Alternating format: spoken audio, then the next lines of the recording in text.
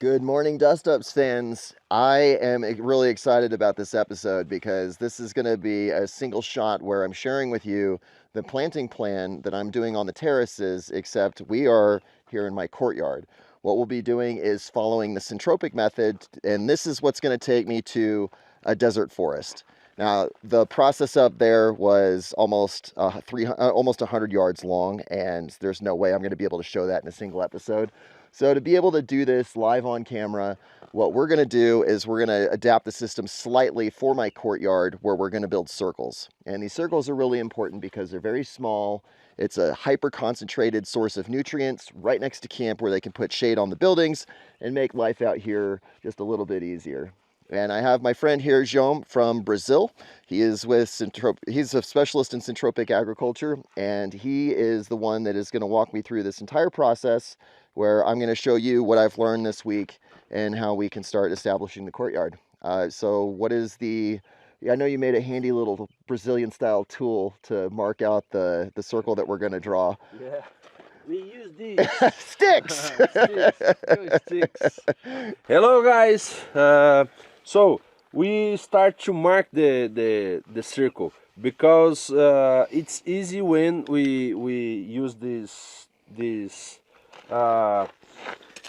mark because it's easy to organize the things. Yes. We need to organize better the things. And I forgot to mention, so João is not obviously a native English speaker, and because I have learned Spanish and Arabic as an adult, I'm very sympathetic with how difficult it is to try to explain something, especially something specialized in a foreign language. So I'll be re-explaining what he's doing, but basically I think this part's obvious. Yeah. We're drawing a circle in the ground so we can break it up. Exactly, we find a form to explain, okay? So we mark first the place.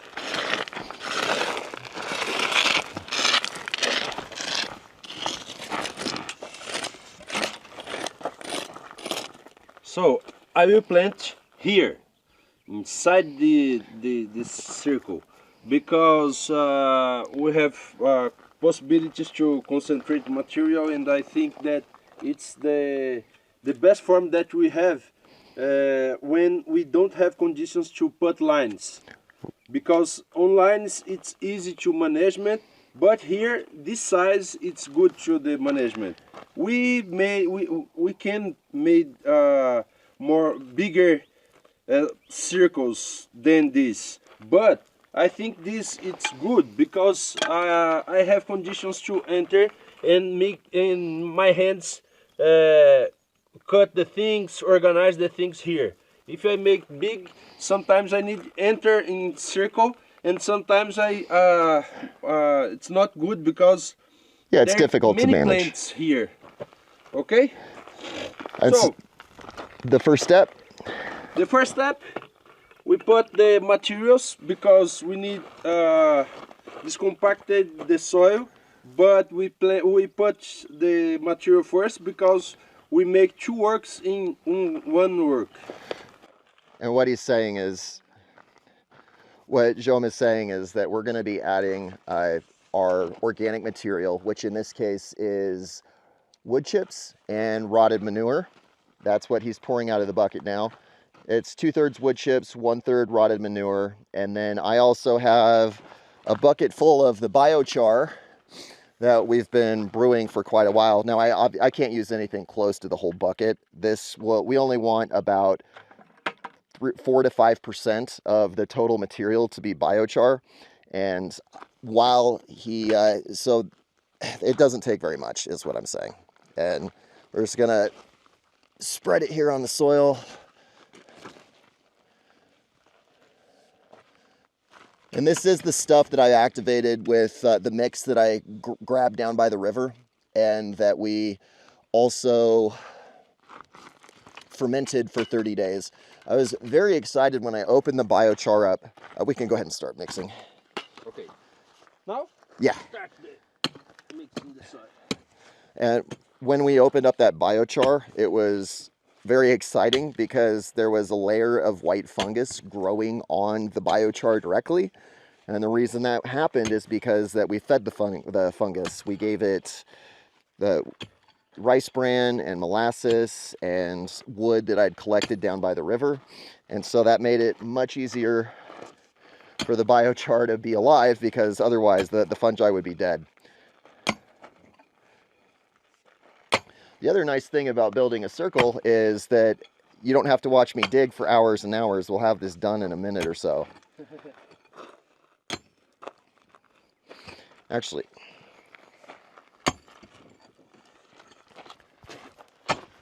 come in behind you.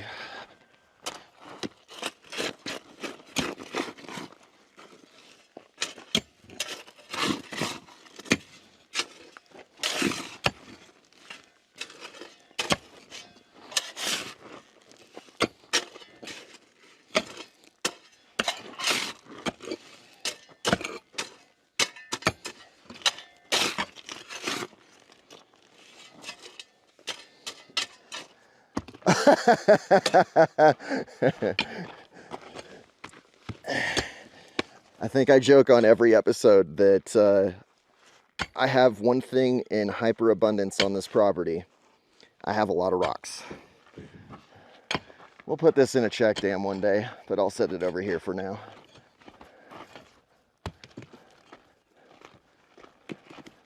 You want me to take a couple swings? I guess not.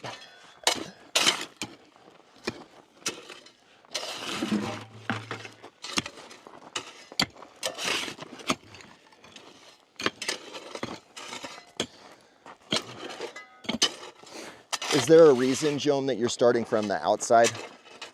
What? Is there a reason that you're digging here and not here? Yeah, I think it's better because so now I have more place to mix it here. Okay. And while you wrap that up, I'm going to give you guys a super quick tour of camp, because I don't think you're going to learn a whole lot about how to pickaxe the ground. So this is the kitchen / sleeping quarters for João, who's out here helping me. But this is how I live out here. And the thing that I'm excited about on this trip is that I've been able to improve the doghouse. So let me turn that camera around. So now my room is dramatically cleaner. I have, let's see if that light adapts. So there was a broken place in the wall where the insulation had fallen out, and I was being very careful about not using this area. So now that it's all covered up and we fixed the studs and there's more fiberglass insulation in here, it's so much more comfortable. And that's important because when I have my wife and kids out here, I'll be able to add a bunk bed on the next trip. And that bunk bed in the air conditioning will keep Mrs. Dustups very happy, which means that Dustups will be happy and all will be well. Last thing I think would be worth updating is the latrine. So I've settled on the system of using biochar as a way to keep the composting toilet from getting stinky, and this room doesn't stink. So even though it's full of excrement under the toilet, it's rotting for hopefully potential future use as manure. And then the last thing is, right now the way we get clean after working in the sun all day is not glamorous, but it works. So what we do is we take a shower in this bucket, where I stand in here. And then I go and I use the sponsor for today's episode, which is OUPES. OUPES has a brand new product, which is the Exodus 600. And this thing's awesome because it's so easy to use and it weighs next to nothing. So this will power 600 watts, which is important because water is the center of life out here. If I don't have water, then obviously I can't do anything. And the shower is a great example of that, because I need electricity to power the pump, and then the pump moves the water. So what I do to set up my shower is I have a 5-gallon bucket full of water here that we have to keep covered. Otherwise the bees, which I think you can see some dead ones in there, will get in there. Like if you have water in the desert, they're on it in seconds. But the way I turn this on is I literally just hit AC, and in about 10 seconds, it'll start pushing power and you'll hear the pump come on. That's awesome. OUPES has a wonderful program called OUPES Helps, where they are able to help people that require financial assistance. So for example, if you have medical equipment that is subject to blackouts in the grid, then this is a wonderful program where you can apply. We'll have a link to OUPES Helps in the description, but it's an awesome product. And for me, I actually, that little one is great for running the water pump because I have to move the cistern up here to camp, which I'll be doing here. And the reason I didn't give you a tour of that doghouse over there is because Brandon is now living on the ranch full-time as a ranch hand, and I don't want him to have to take the OUPES Exodus 600 up to the cistern, which is a quarter-mile away, every time we need 20 gallons of water. So he has to do that for now, and it's a great solution because it's portable, but a better solution is just to have water right next to camp. So now that the soil's mixed up, what I want to do is have João explain that's not exactly a circle, that looks more like a cone. Why is that? Yeah, the idea here is because this farming we can concentrate more energy and fertilizers go to the center of the circle. Because if I made different, the center more high than the other parts, when water coming, the energy and fertilizers go out.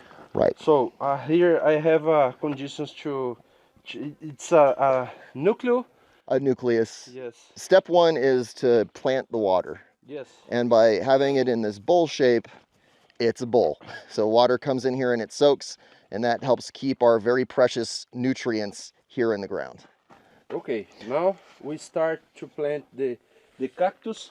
So I think it's better open around the... Yeah, just to give us more space to work. So we, as we planted the terraces, we came up with a couple of different techniques to plant the cactus. And what I was excited about was that this system for this particular soil works really well. It's not a universal thing. Yeah. Like on the first time when we ran this live stream as an actual live stream, the way we were planting it is we'd put this in the soil, fold this back, and then you'd be able to slide a cactus right behind it, which I'll do this from an angle so you can actually see. Here, and then you literally just slide the cactus pad in, pull that out, and the dirt falls in. But depending on the soil, it might be hard to work. So for my terraces where it's even more gravelly than this, what we do is we just have one person walk around. Yeah, we put this because we cut in this part, and I don't put this part inside the soil because I have a possibility to fungus enter here. So I put this part outside from the soil. Right. Okay.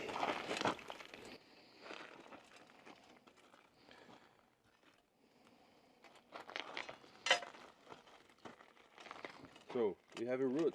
So we'll change the system a little bit because we want to take advantage of that root.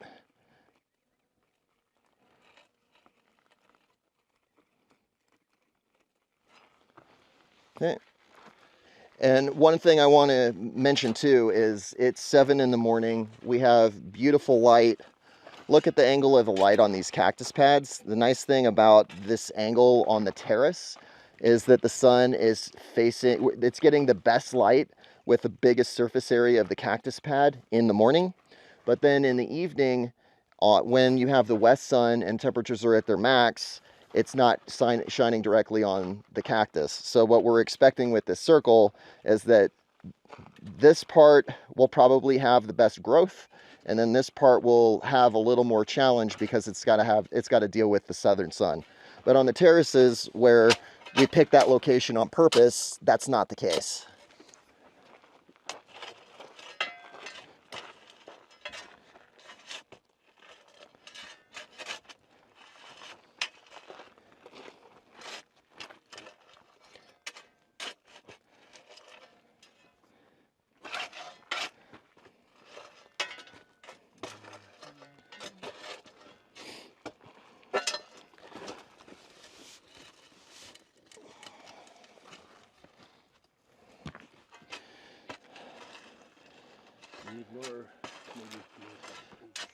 And as for cactus, for the depth that we're trying to bury it, we're trying to bury about 1/3 of the pad.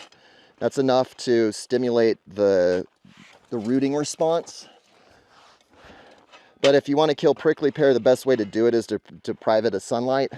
So we don't want to go overboard. I'll work this way.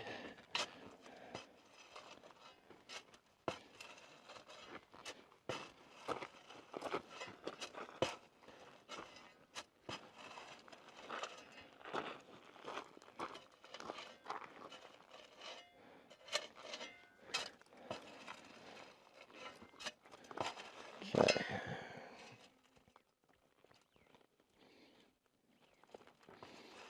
I can walk over there and get one more pad if we need. Oh, wow, perfect. Okay, and with cactus in particular, I know Tiago Barbosa from Syntropic Solutions was telling me he's done a lot of experimenting with planting density on prickly pear, where they've tried it at 1 foot apart, 6 inches apart, 4 inches apart. I mean, and obviously within reason, the denser the better. So you want to make these cacti compete and really get established in order to get the maximum biomass out of them. We walking inside the circle because don't rain. Right. Yeah, this moment's dry because if it rain, it's not good enter in the center of the circle because you have possibilities to compact the soil. Correct. Okay, now we can put the organic material. Okay, which are, these are sticks that we collected down by the river. I need to collect a lot more, but it's really easy to get this stuff. And this will be something I'm really excited about sharing with you guys soon, is I bought 70 acres down by the river in the summer of last year that I haven't told you about. I haven't done anything with it, but the goal for that property is to serve as the nutrient source and the logistical hub for making the Dustups Ranch successful. So the best thing about that property is it's an actual desert forest. And in that episode, I'm going to show you, well, one, why I bought the property, but two, what happens when you have a really nice high natural water table, because obviously that leads to a desert forest. There's a lot of water and nutrients there, but it'll be really valuable for the Dustups Ranch because it's right on the county road. It's covered in vegetation and it's mine, so I can take whatever resources I need to bring up here to the Dustups Ranch for my big project. Okay, so we can put yes, the grass. inside. Okay. This is, I don't know if it's coming out on camera on that hillside behind us, but if you see all those little tufts of grass, that's what this is. And we just went through with a machete and chopped it off close to the roots, which has two benefits. One is it gives us this organic material to get going in the soil. And what this is going to do is protect the soil from evaporation. It's going to keep conditions under the seeds much more moist for longer, and then it'll help that biochar serve its purpose, which is to be a house for microbes, and gives it more time to absorb moisture so that it's in the soil essentially permanently. And João, I see that you're not just throwing grass everywhere. You're being very intentional about how you're placing it. It's necessary organize order in the system. When we put the order, the plant's growing better. Okay, you want to show everybody how you're weaving it? Yes.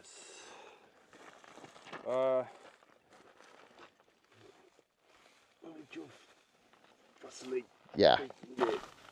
I put this quantity with this and I mix it because we have many wind here. It gets incredibly windy, and it got so windy the other day, João got to see the mountains disappear. Yeah. It was the dust was so bad it blocked the views. And it's better when we put the the sticks directly in the soil. But if I will use the grass, I need to put sticks beside Yeah. beside the grass, so the wind not take out. Yeah, so a lot of this is learning not just the system, but how to make decisions for the compromises that are required for the local conditions. So I think in this video, you'll learn basically the whole syntropic system, but the idea is by having somebody out here, I already knew the system, but by having somebody out here, I've learned so much, understanding not just the purpose of every step, but picking João's brain and learning his thought process about why he's making the decisions he's making. That's been the real value here. Okay. Yeah? Okay. Because we will 2 circles. Okay. 1 circle, one line. One circle is to plant the small seeds. Okay.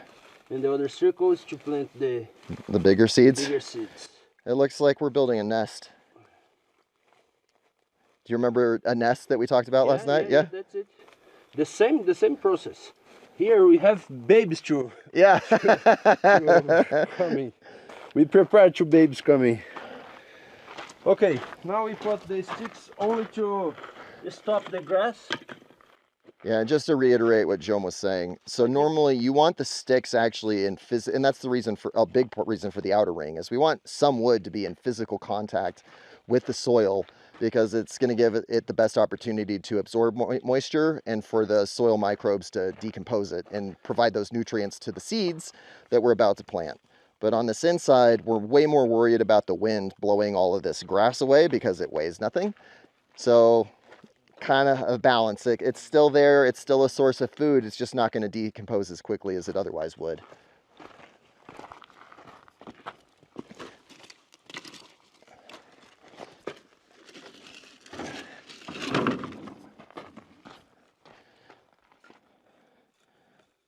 And these are smaller.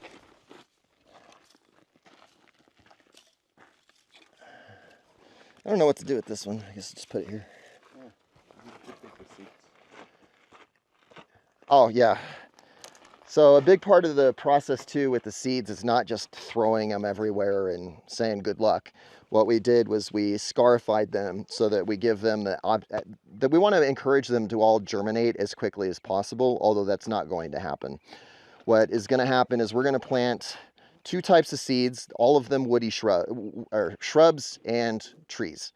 The smaller seeds are going to go in this circle, which I really ought to show you. Probably didn't need work gloves for that last segment because João did most of the work. But here's the top-down view of what we have so far. The big seeds are going to go here, and the little seeds are going to go here. And what we're trying to do is we're trying to plant everything at ultra density. What we want is we want plants right next to each other for several reasons. First of all, so that they can share nutrients. That's the most important thing. And then secondly, there's something about that density of competition that really encourages them to grow faster than they otherwise would. Okay, the mix of the seeds are here, and there is mud. Yeah, so what João did is these are the big seeds. Let me see if I can get that on camera.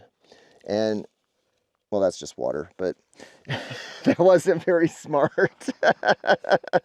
What we did is instead of just planting the seeds, which are all different sizes, there's a really good chance that you're going to grab the big seeds first and then the little seeds on the bottom, the littler seeds on the bottom. So by making a mud paste and then mixing it all together, you get an even distribution of the seeds. And that way, when we plant them and they go in the ground, you get an even mix. Come on to see the jig that I make the jig with my finger.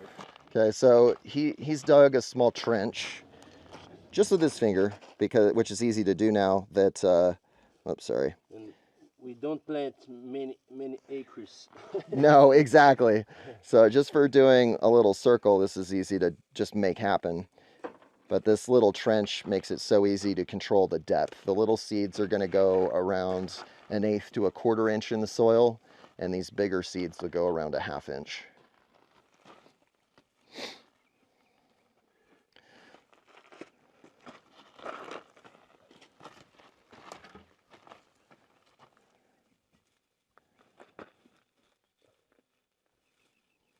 Okay. The jig is open. Okay. So now we put the seeds. We put water because it's good to they start the germination, to help to start the germination. Exactly. It's water, it's soil contact. We're trying to send all the signals to the seeds that, hey, now's the time to go. And here we have seeds to 2 circles.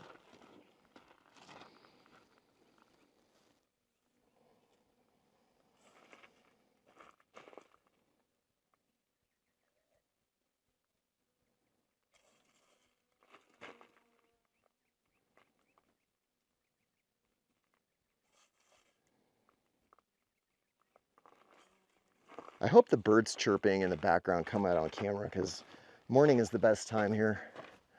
It's just so beautiful. Okay. Finish it. Now I cover the jig. Yeah, we're gonna fill in this trench. Using my fingers. And now that we have seeds in the ground, this is an area that nobody's allowed to step on. And what's nice about the cactus is not only the biomass and the water source that it provides to the fungi in the soil and the other plants, but also it's going to eventually serve as a living fence, probably within 2 years. Especially since we'll be giving this some supplemental water.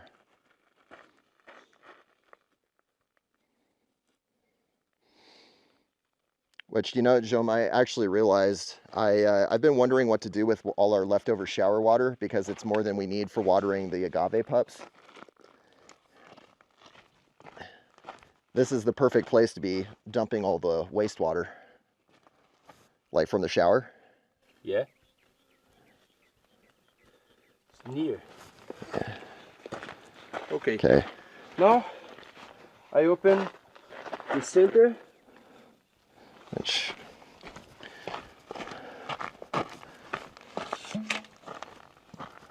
there we go. Nice, easy workspace.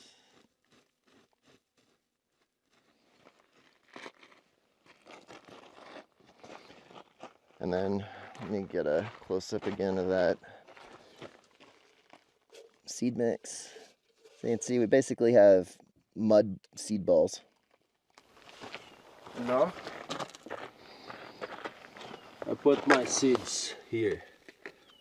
Many seeds. I have a diversity here and density. But why you plant in density the same species? Because I have conditions to choice what is the best. And I have conditions to cut the others and put here to continue the cycle of nutrients. This material, now I put here, I put organic material and plant density and diversity, and I invite the microorganisms to come here to decomposing this material to make to transform this material in nutrients from the plants. But sometimes this material decomposing and lost, we don't see more, only the fertilizer, but we need more all the time. We need cover the soil to don't lose water, because if we plant water, we need put organic material in the soil.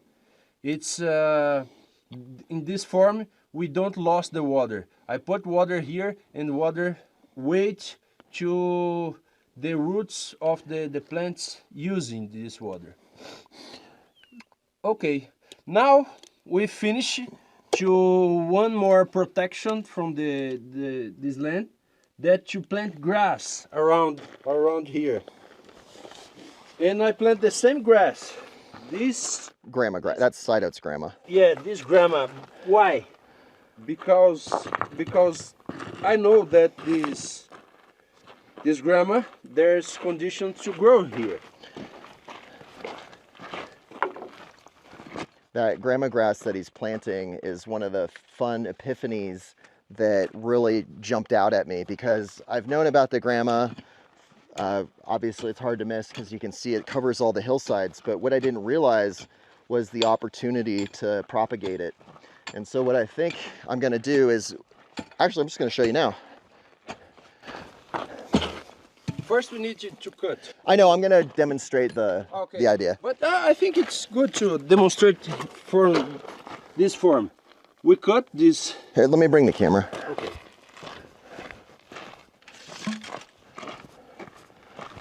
Flip this around. All right. We cut this part. We cut this part because from here the plant lost water, and now I have conditions to restart the plant.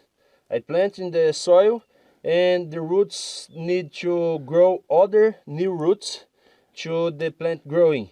So if I plant and use this material, I lost the water, that concentration here. Okay? It takes more resource. Basically, we're pruning the grass. Yes.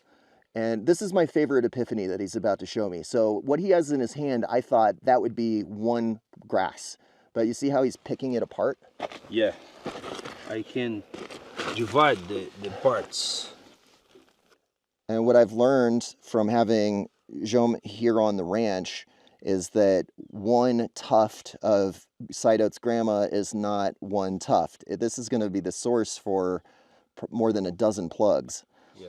And this has been the real value of having an expert in syntropic agriculture with me here on the ranch. Is I can watch videos all day long, but I need somebody here to show me what is unique to, like, it shows me the general principles of everything: planting water, adding organic material, adding density of life, picking the right species, why the cactus works. But then I get these little nuggets like, oh, hey, you can divide your grass and multiply it and exponentially increase the amount of stuff growing here.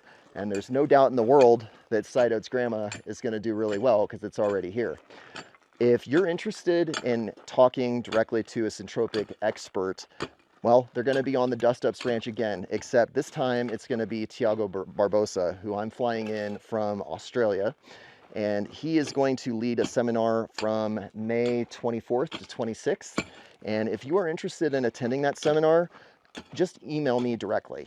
You're going to get an answer from me, Sean Overton. My email is howdy@dustupsranch.com. I'll put a link in the description. And if you have any questions or interest, it's not just in person. We're also going to offer a Zoom option, because I know we have people watching from Australia and Europe.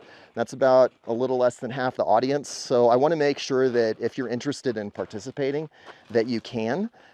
But if you're able to come, I think you're going to get the most out of it. But even the people on Zoom are going to be live streaming, so they'll be able to ask questions and participate. But obviously, there's just something that's intangible about doing things in person. So if you're interested in coming to the seminar, again, the email is howdy@dustupsranch.com, and the dates are May 24th through the 26th. And if you're worried about transportation, we will offer that as an option. If you're able to get out here, that's great, but I know not everybody has a four-wheel drive vehicle and 10-ply tires, so if you're worried about the logistics, we can work around that. Are we ready to plant some grass?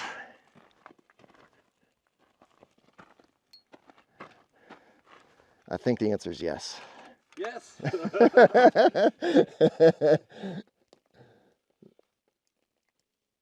There we go.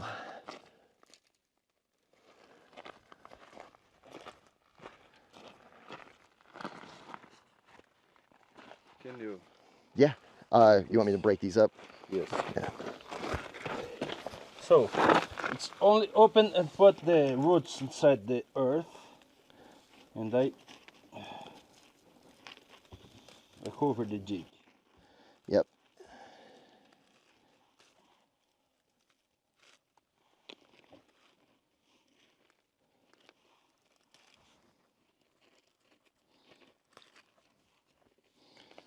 All right, guys. This is the last step, isn't it, João?